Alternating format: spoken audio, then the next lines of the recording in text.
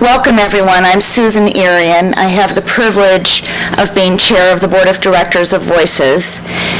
And on behalf of our entire board, many of whom are here today, as well as our staff, I want you all to know how gratified we are that each and every one of you has given up your workday to come here and join with us in this really, really important mission. I'm honored also to introduce our keynote speaker today, Lisa Guernsey. Lisa, who has come here today from Alexandria, Virginia, assures me that she and her family made it through the hurricane intact without losing power. But it must have been a very difficult situation, and we're glad that she could make it out here today. Lisa is a remarkable expert and advocate on early childhood development. And she has come to that expertise through a very unique avenue.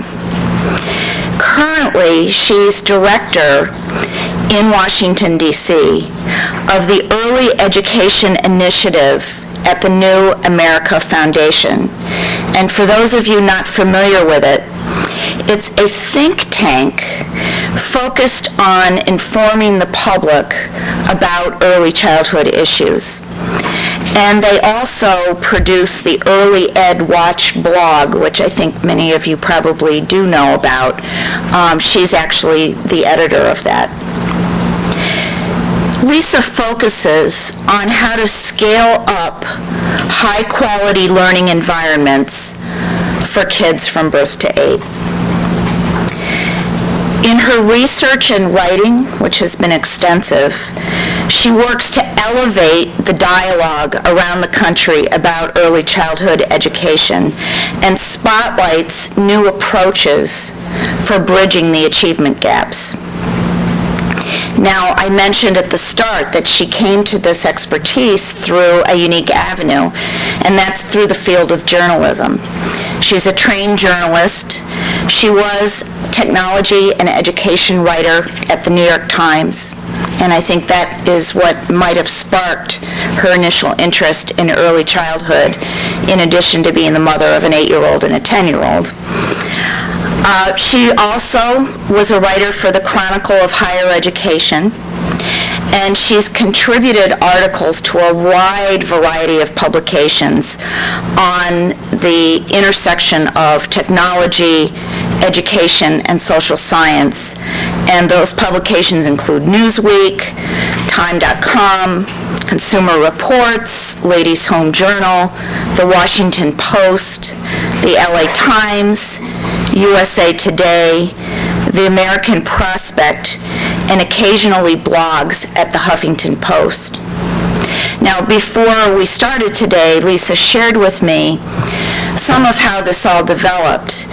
She became fascinated about the impact of media on the lives of young children. And that drove her to make journeys across the United States to visit scientific labs that were studying the brain development of young children. And ultimately that led to her book, which was published in 2012, called Screen Time: How Electronic Media, From Baby Videos to Educational Software, Affects Your Young Child.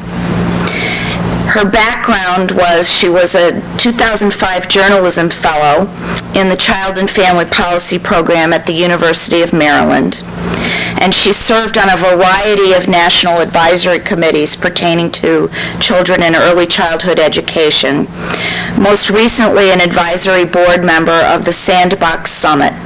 She also holds a master's degree in English and American Studies and a bachelor's degree in English from the University of Virginia. And with that, I'd like to welcome Lisa Guernsey to the podium.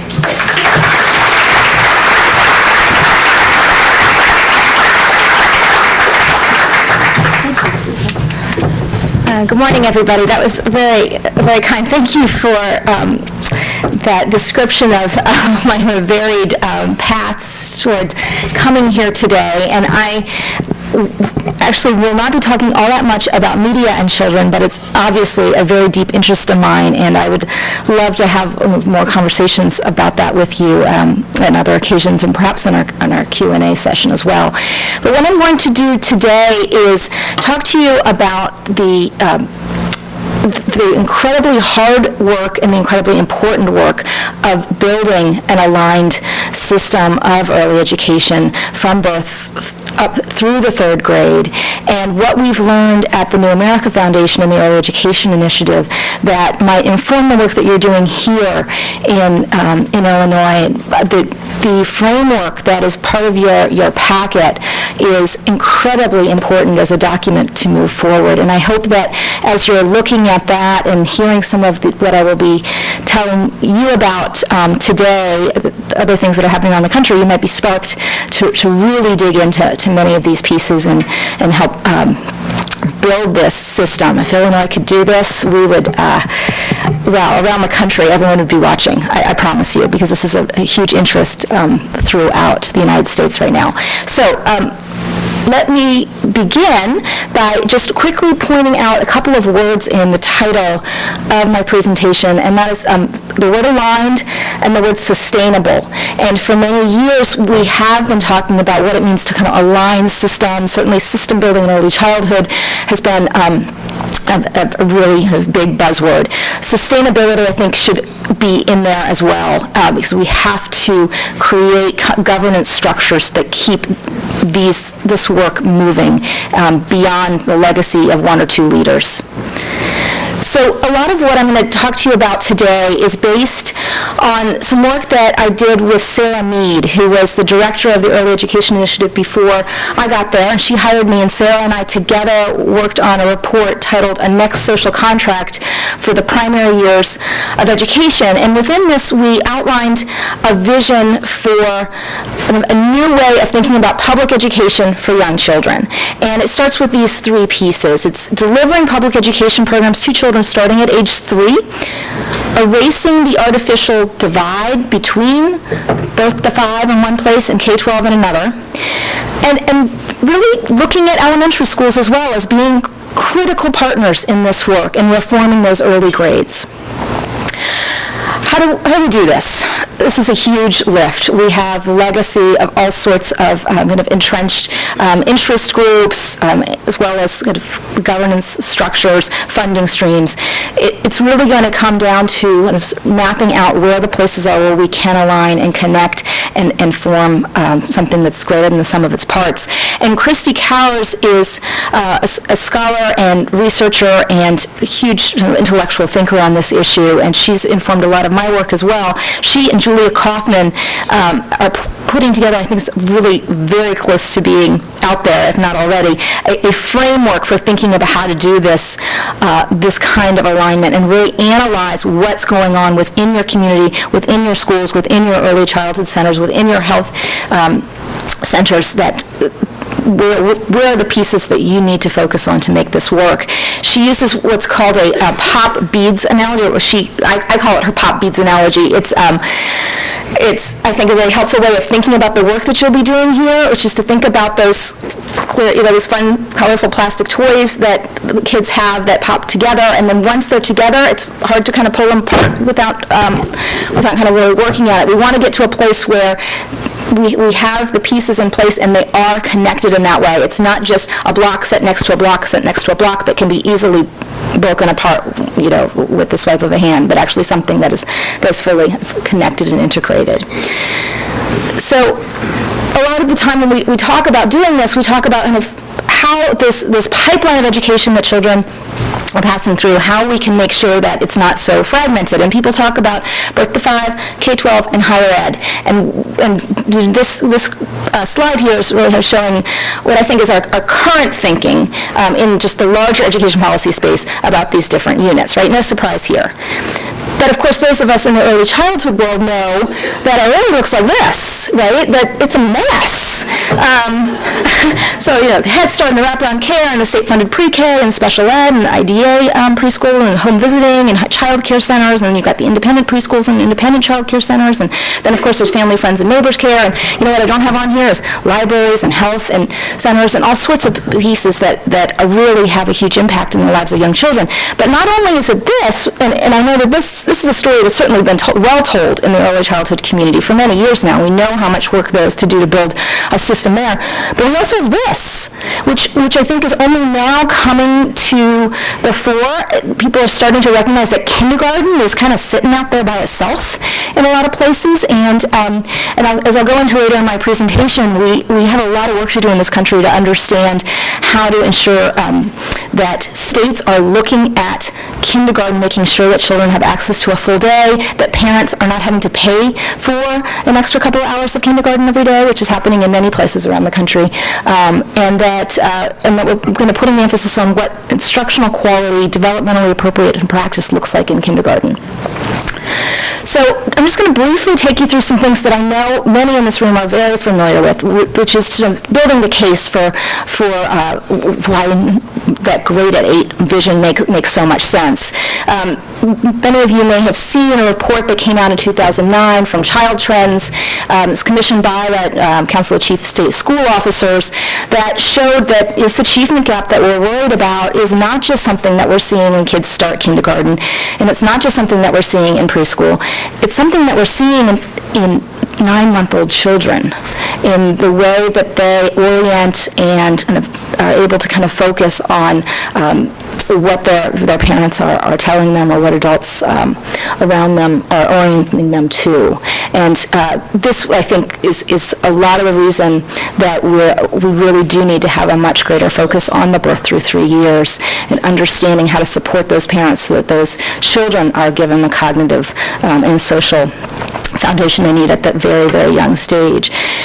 We also, of course, preschool has for many, many years been this key piece that has attracted a lot of really good attention.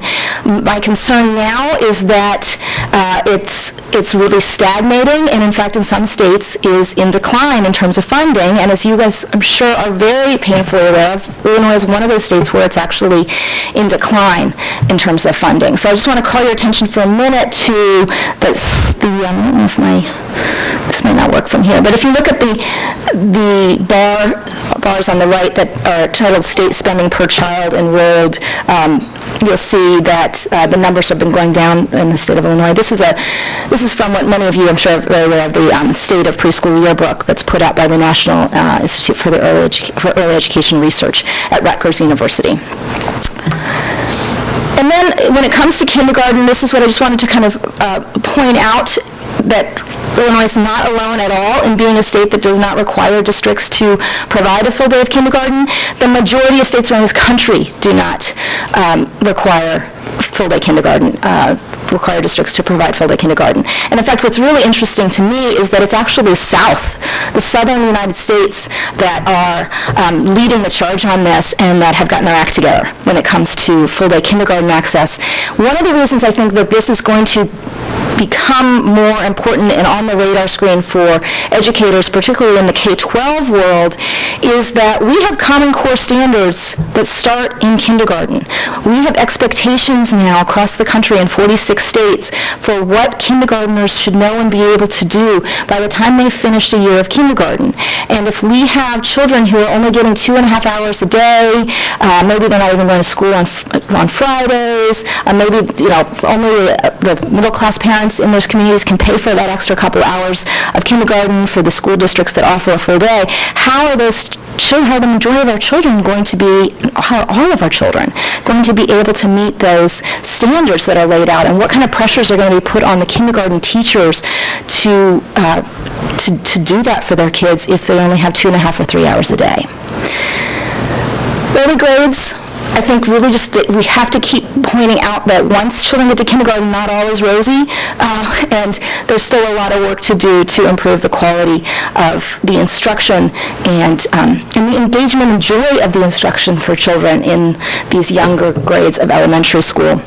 So quality is something that is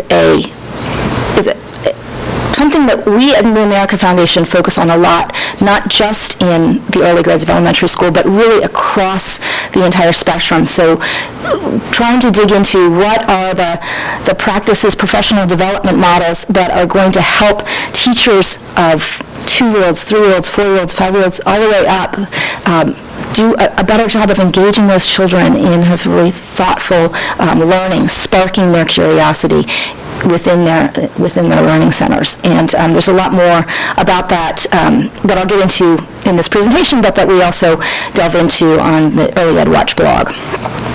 So I mentioned Christy Cowers and Julia Kaufman's work, and this is a slide that I borrowed from Christy to just describe all the different components that often need to come together when you're trying to align things across different grades and align them both horizontally and vertically. So as you'll see here on the horizontal axis, we have the age and grade spans from 0 to 3 all the way up through 3rd grade. And then this piece that's vertical are all the different parts of a high-quality aligned system of education that need some attention. And what you want to do in a way is think of it as a slide rule where you think about, in pre-K, do we have leadership quality? Do we have instructional tools that we need? Let's move over to full-day kindergarten. Do we have what we need on these pieces, in data and assessment, for instance? Let's go all the way up through 2nd, 3rd. Do we have these pieces all in alignment and connected to each other? So in your great state, there's a lot going on, and I'm sure many of you in the room are connected to some of the initiatives that I've bulleted here in this list. I actually think it's just an amazing array of exciting things happening here, and Illinois is lucky, I think, in many ways, in that it's received a couple of competitive grants, the home visiting grant from the federal government, as well as the being able to be up for another Race to the Top Early Learning, for a Race to the Top Early Learning Challenge grant. Those things will position your state well, and I know that so much planning and thinking has already gone into how to build an aligned system because of your work in getting those federal dollars. One of the things I was going to quickly note here is the child parent centers and the I3 grant for those. This is something that the rest of the country is watching closely, and a lot of people that I talk to, whether it's in California or Connecticut, want to know how is the build-out going of this child parent centers in Chicago, as well as in Michigan, Minnesota, Wisconsin, and what is that going to be able to tell us about what we should be doing in our state? So it's exciting that this I3 grant from the federal government, the Investing in Innovation Fund money, has arrived and been provided so that we can really learn from what you all are doing here on that. So overlaying this is the federal level, and a lot of activity is happening at the federal level, although, as we know from watching the presidential campaign and from reading the newspaper, these are not things that are on the forefront of most people's minds in this country when they think about education. I would argue we really need to keep ramping up our focus on these and helping policymakers understand that a lot of these different moving parts in federal education policy are going to have, and if given some sustainable resources, could have a much bigger impact on the way we build a strong education system for young children. I want to just quickly do a check in the room here. How many folks here are from Head Start or affiliated in some way with the Head Start community, Head Start centers? Okay, great. So maybe 6 or 7 of you. Excellent. And how many of you here are working for organizations that receive funding from the federal, probably through the state, but if you might know this, through the Child Care Development Fund or Child Care Development Block Grants? Okay, a good number of you as well, probably more than the Head Start community. Great.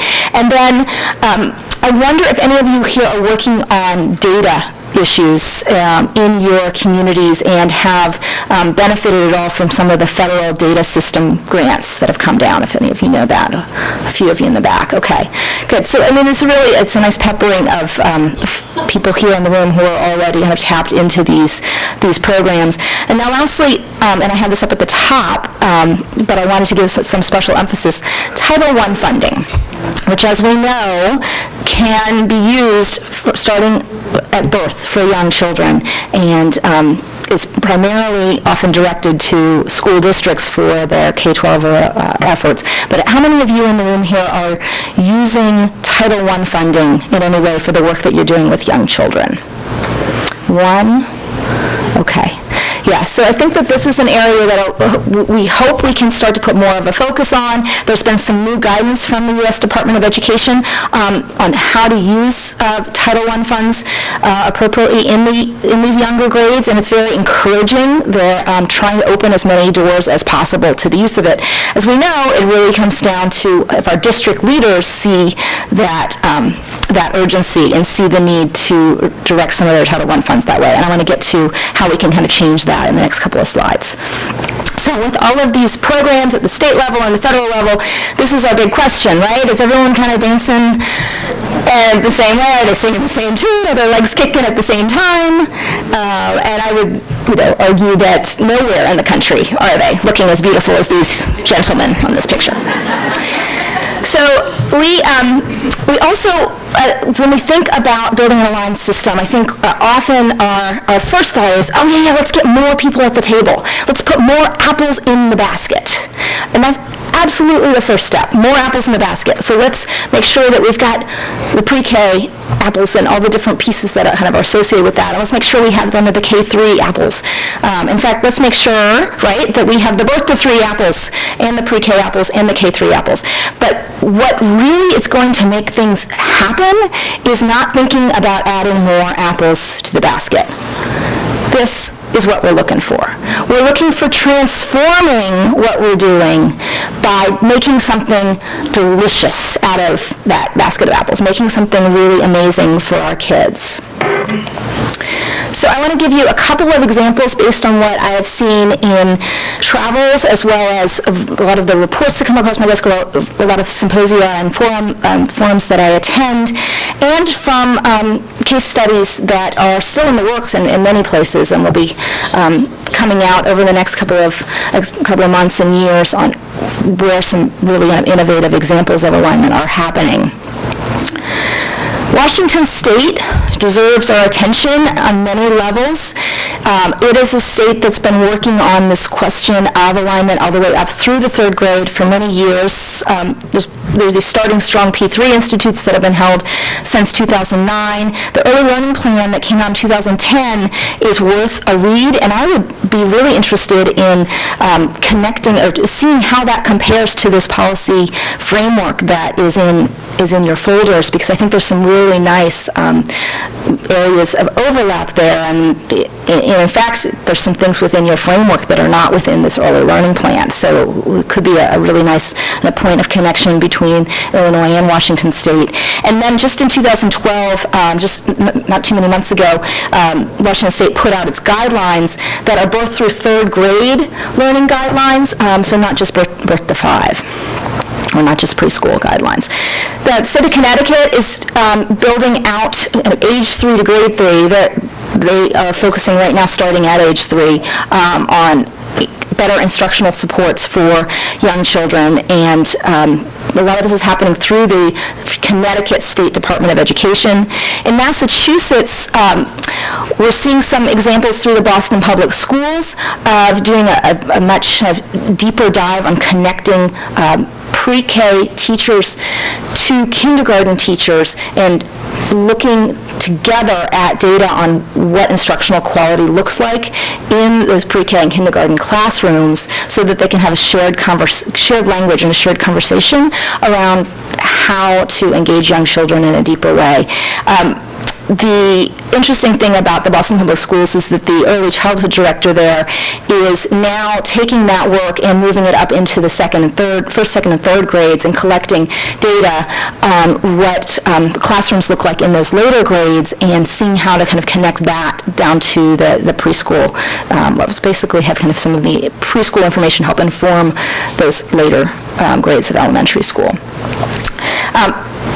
Let me talk for a minute about data, because it's something that's very much on my mind. We just put out a report at the New America Foundation on pre-K data at the local level and why it's basically a mess. Pre-K data at the local level is a mess, and why it's so important to fix this mess if we're going to make change happening for both policy makers and for instruction leaders, principals, and superintendents. So what you're seeing here is a graphic that shows, I don't know how well it's coming, hopefully it's coming across a little bit, yes, it's a little clearer there. The Federal Education Budget Project is a database and resource that's available on the New America website, and it's something that's not just part of the Early Education Initiative. It's something that goes across our entire ed policy program. And actually, I'll stop for a moment and just say the New America Foundation is actually not just about early childhood. We have policy programs from foreign policy to health to economic growth as well. And so within the ed policy program, we have built a database that enables one to go in, pop in the school district name, and up comes demographic information for that school district, achievement data based on the state's tests for that district, as well as per pupil expenditures, how Title I dollars are being spent in that district, et cetera. It's a huge resource. Well, in the past year, we've been working hard at the New America Foundation to make sure that pre-K is included in this, so that one could put in a school district name and get some information back on what's happening in pre-K within that school district. And this was something that was funded by the Foundation for Child Development, and I don't know if you'll be hearing from Ruby Takanishi later today, and just a big thanks to FCD for making this possible. What we did in providing what we found out by building pre-K data into this database is not only that it's a mess out there, but that we're really missing a lot of key information even when we can get good data. And so for the most part, when you go into that database and you plug in Chicago Public Schools or whatever district, you will be getting information on Head Start that's run through school districts, on state-funded pre-K that's run through school districts, and on special education money that, for the most part, IDEA money that comes through school districts. Clearly, we're missing something, right? We are missing community-based providers of preschool programs for young children, and we're highly aware of this massive omission. And so we spent some time trying to figure out how we can fix this problem, because the unit of measure in our education system today, like it or not, is the school district. And when superintendents and school board members are trying to figure out where children come from, they are looking at the parameters of their school district. They're not necessarily looking at the parameters of their county or the parameters of their region. So at some point we need to get to a place where community-based providers can put information into a system that's based on district parameters as well, so that school district leaders have access to not just how many preschool students are in their school-based programs, but also how many preschoolers are in high-quality community-based organizations that are going to be feeding into those schools. What we found is that Florida is one state that has a system that enables that to happen. So in Florida, the early learning coalitions are based on the outlines of school districts. And the early learning coalitions feed money to community-based providers and to school districts for their preschool program. And that enables you, when you go to a Florida portion of our database and you look at what the data looks like for, say, Hillsborough County in Florida, you are seeing pre-K numbers that are inclusive of your community-based providers. And you have a better sense of who within that district is coming into kindergarten. And I just think that that's something that we need to be thinking much more deeply about in terms of alignment, really connecting to the way the education system is set up as well. And that's, for more information, lots more, there's an issue brief on this where we go into a lot of that. We also include kindergarten data, not in our database, but in our analysis of what's missing, because there is so much missing when it comes to understanding the dosage, half day or full day, of kindergarten within school districts. So New Jersey is another state to look to for some really kind of nice lessons to be learned about how to build an aligned system. In New Jersey, they're focusing in this one particular program on principal development.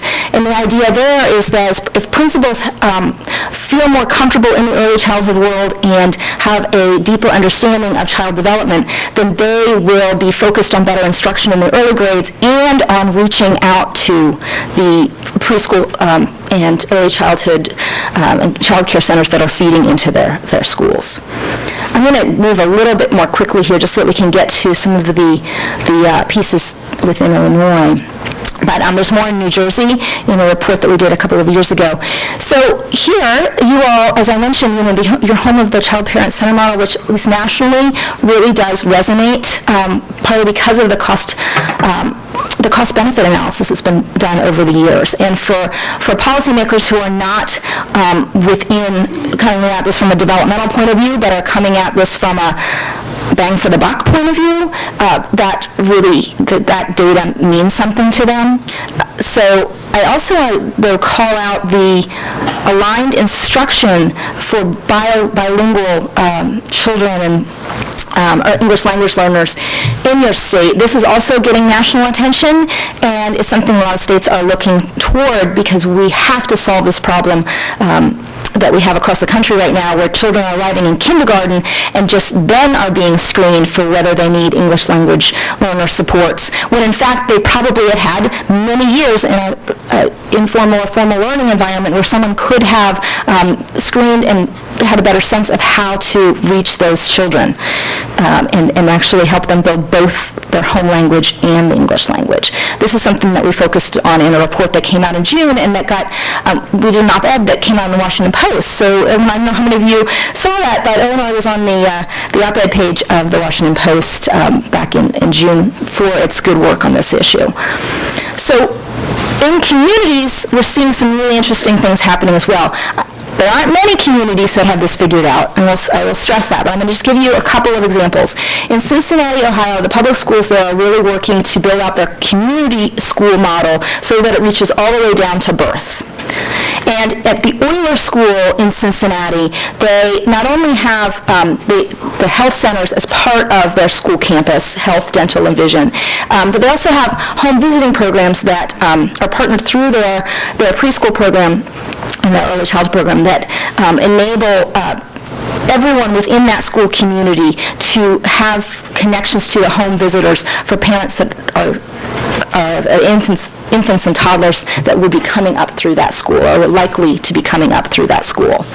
And they have joint planning. At this point right now, it's between their pre-kindergarten teachers, their kindergarten teachers, and their first grade teachers. In Lansing, Michigan, the entire school district is moving to a first school model. And this is a professional development program that enables throughout the entire school year facilitators to talk with principals, teachers, and parents about what high-quality instruction looks like, and the social emotional piece of learning is much, it's gotten a lot of attention, is much kind of elevated in a lot of these discussions that they're having.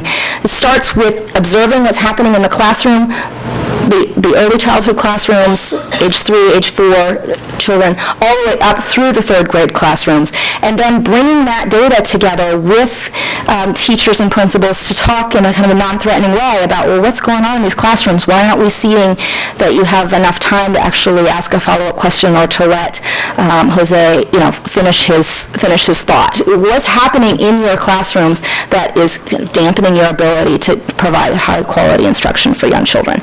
It revolves a lot around the allotment of time, how teachers use time, and how much time is given to instruction during and through transitions as children move from one part of the classroom to another or one part of the school to another. And some of that came out in a report that we did called Watching Teachers Work.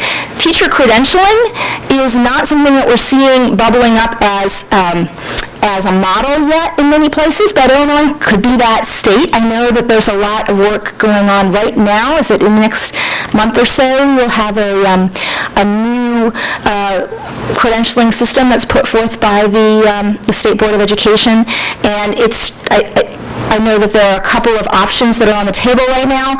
What's interesting to me is that those options seem to be trying to address what, at least from the national level, looks like a major problem, which is the K-9 license, and the fact that that's just such a broad span for teachers in public schools, and the ability to try to reduce that overlap so that principals of elementary schools, when they're hiring their preschool teachers and when they're hiring kindergarten teachers, can make sure that the folks that they're hiring have a degree, a license, that has given them the really important information that they need and the experience they need with the younger kids. Happy to talk more about that if we have some time. So here you are. So Illinois' got a lot going for it, has massive budget challenges from what I'm hearing, has a lot of, every state is going through something really difficult right now, but not every state has communities like this that are coming together and really trying to think about connection, sustainability, and alignment. And so absolutely, you have that going for you right off the bat. So just looking at what I know of Illinois and what I would love to learn more about as well, there are a lot of strengths here, and I would imagine that many of you in the room are part of this, of what's making this possible.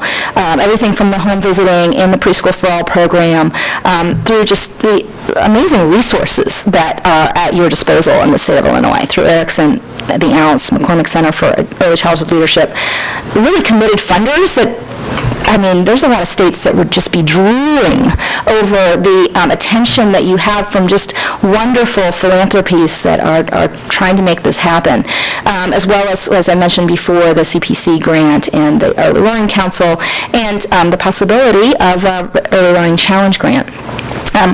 There are places to keep going on this, and I know that I've stressed a lot in my remarks here what's happening in public schools and what's happening with principals, what's happening at school district level, and the reason I've done that is because I truly believe that if we're going to build an aligned system and capture the attention of people across the education policy spectrum, we have to be speaking the language of and understanding better how the K-12 world works and what its needs are and what it's hoping for when children come into its public schools.